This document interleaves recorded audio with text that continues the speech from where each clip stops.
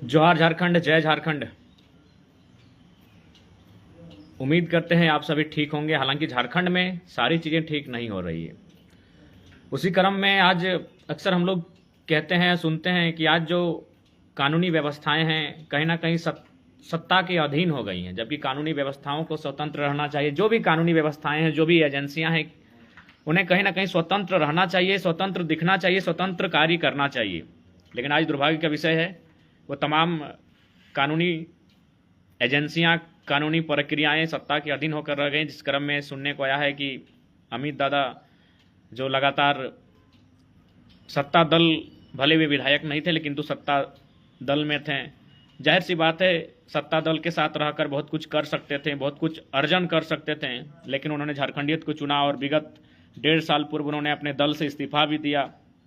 उसके लिए हम लोगों ने उन्हें स्वागत करते हुए उनका इस्तकबाल किया था और उनका वेलकम, अभिनंदन किया था।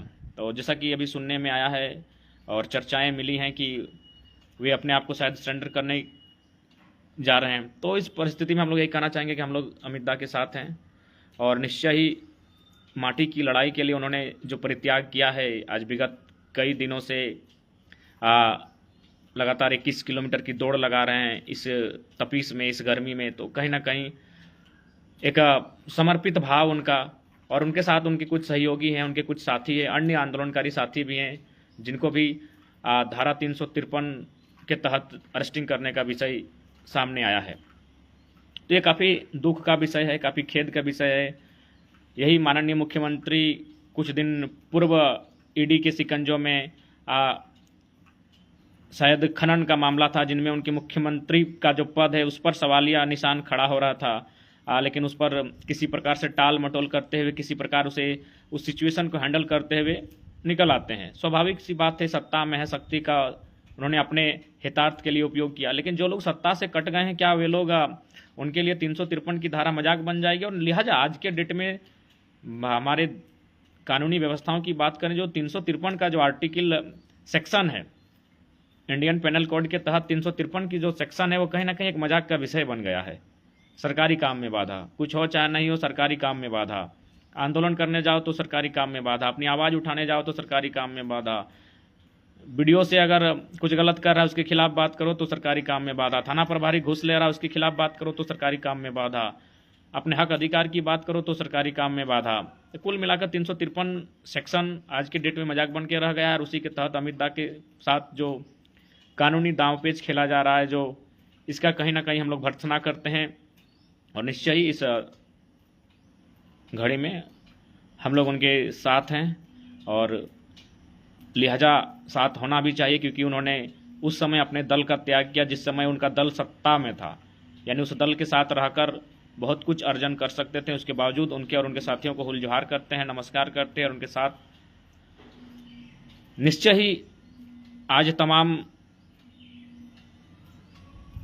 परिस्थितियां आपके सामने हैं कि आज किस प्रकार 353 का जो सेक्शन है मजाक बन के रह गया है।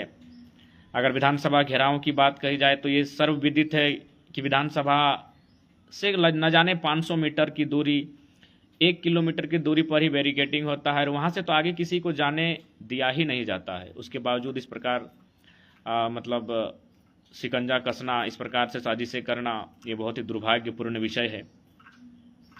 छात्रों ने भी, जो जेएसएसयू का आंदोलन हुआ था उस समय जो काफ़ी धाराएं लगाई गई, सर्वविदित है और सबने देखा कि आंसू गैस प्रशासन की ओर से छोड़ा गया, रबड़ गोलियां प्रशासन की ओर से छोड़ा गया, लाठीचार्ज प्रशासन की ओर से किया गया और फाइनली फर्जी केस छात्रों पर लाद दिया जाता है।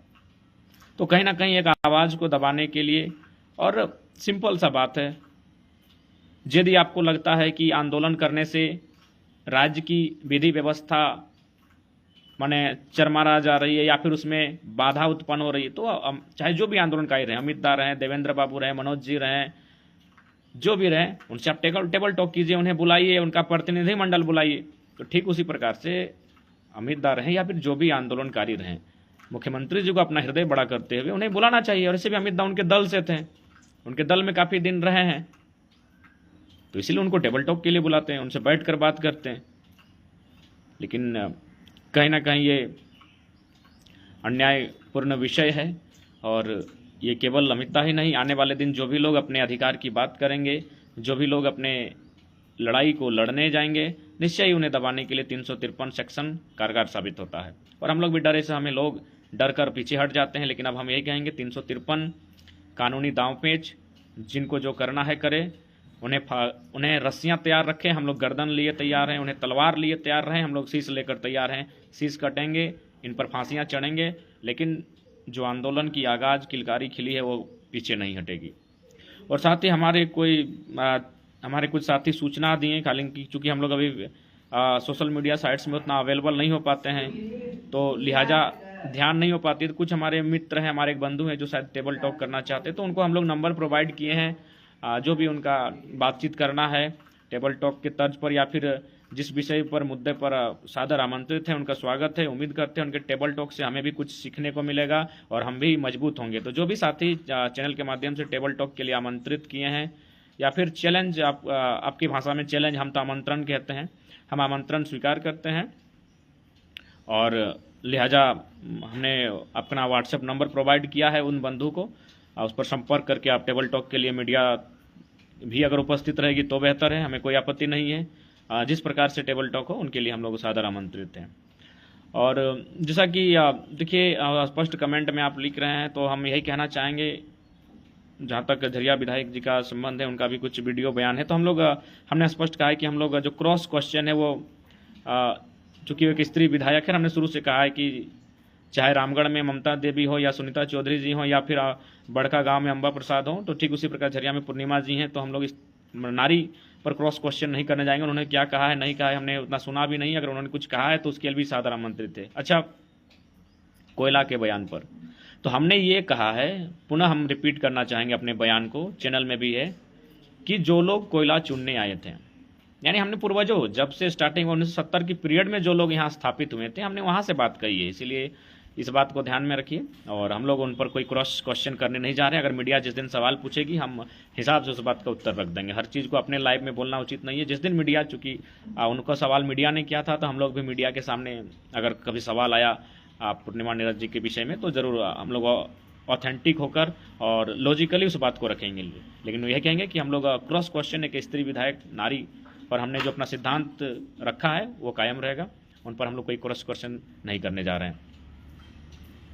देखिए, बहुत भले ये लोग जो दलील दे रहे हैं 2000 कट ऑफ, देखिए सबसे पहली बात आपको झारखंड की पृष्ठभूमि को समझना होगा, झारखंड की आवरण को समझना होगा, झारखंड की कल्चर को, झारखंड की जो चीज़ें हैं उनको आपको बेहतर तरीके से स्टडी करनी होगी।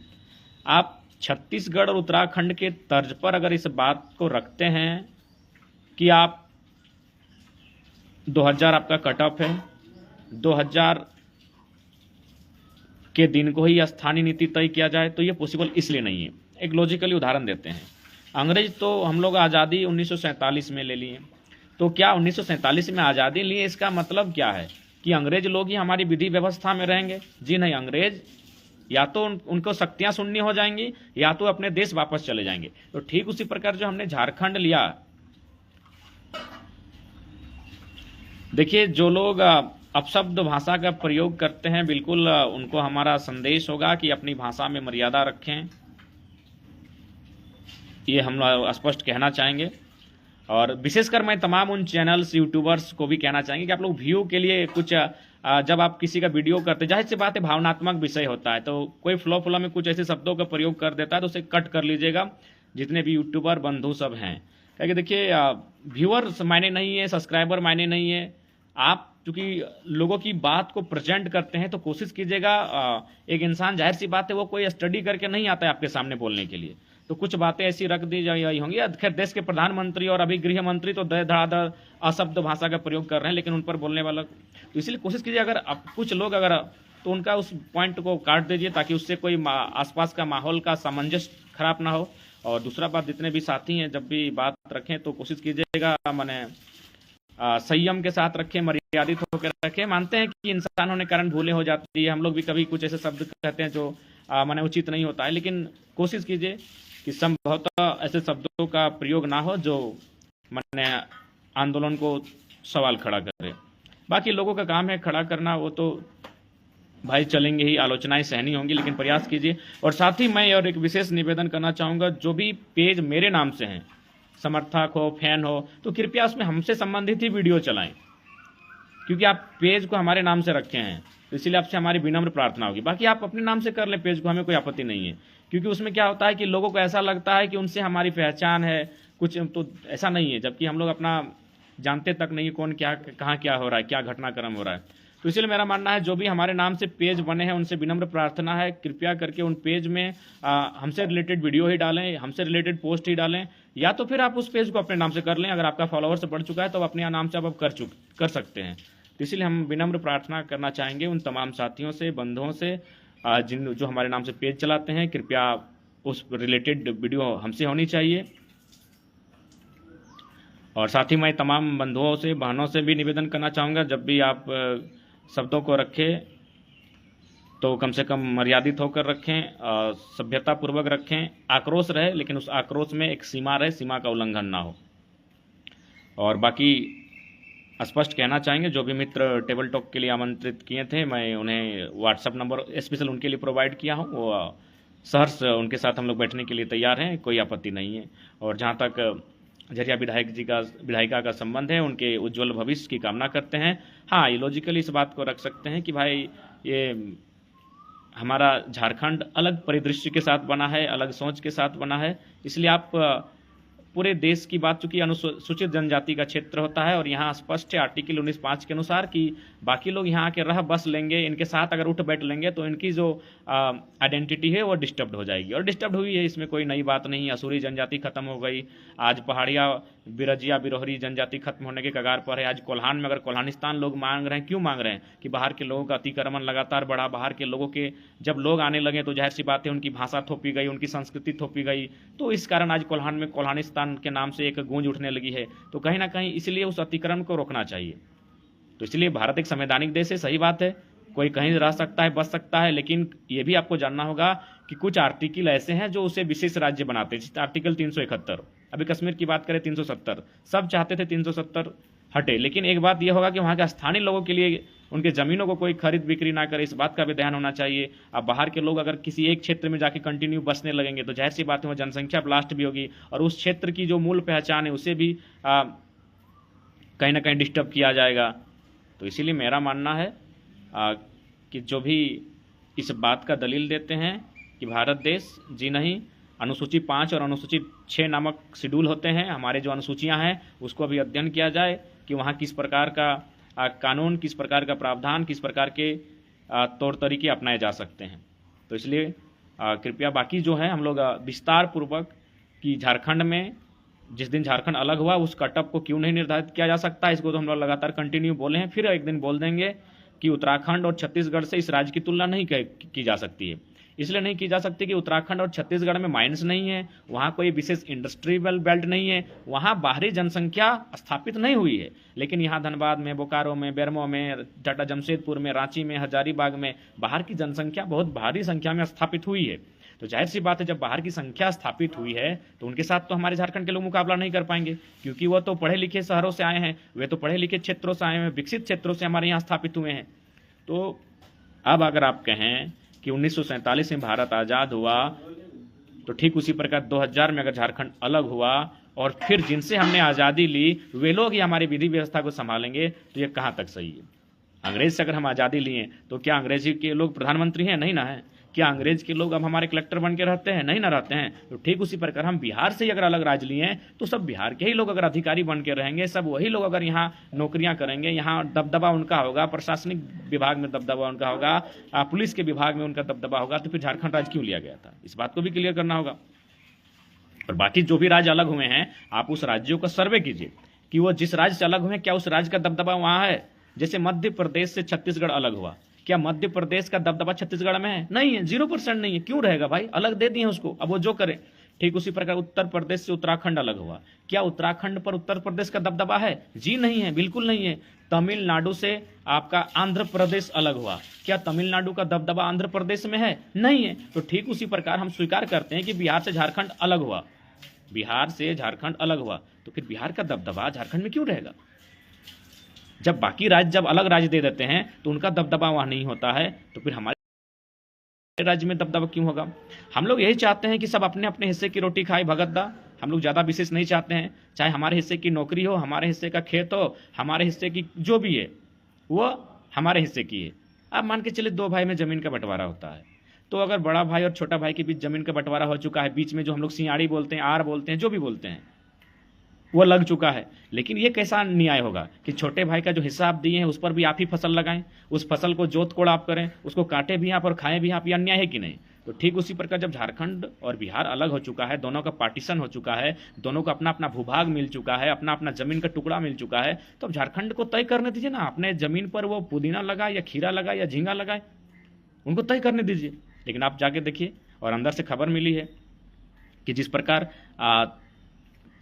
1.5 लाख से मैंने 3 लाख तक अंग्रेज थे भारत में, पूरे भारत को गुलाम बना के रखे थे। 200 IAS IPS पूरे झारखंड को नेशनल नाबूद करके रखे हैं। मात्र 200 IAS IPS हैं जो अन्य राज्यों के हैं और मैक्सिमम उत्तर भारत के हैं, जो झारखंड को नेशनल नाबूद करके रखे हैं। मैं उनसे भी निवेदन करूंगा कि आप लोग पढ़ लिख के IAS IPS बन के आते हैं, सेवा भाव से आते हैं, तो लूटने के मकसद से झारखंड क्यों आते हैं? सीधी सी बात है। तो फिलहाल आज की वीडियो में हम इतना ही कहेंगे कि अमित दादा के साथ 353 का भारी मजाक बन रहा है। ऐसा अगर करने जाए तो हमको लगता है कि विधानसभा छोड़िए, लोकसभा के भीतर एक भी नेता नहीं बचेगा और पूरा लोकसभा और विधानसभा खाली हो जाएगी। 353 मजाक ना बने, इसीलिए इस पर गवर्नमेंट को ठंडे दिमाग से सोचना चाहिए। अगर आपको आंदोलन से डिस्टर्बेंस हो रहा है तो उनसे बैठिए, उनसे चर्चाएं कीजिए, उनसे बैठिए, उनकी डेलीगेटिंग टीम को बुलाइए, प्रतिनिधिमंडल को बुलाइए और बात कीजिए। बाकी सब कुछ जोहार रहेगा। जय झारखंड, जोहार झारखंड।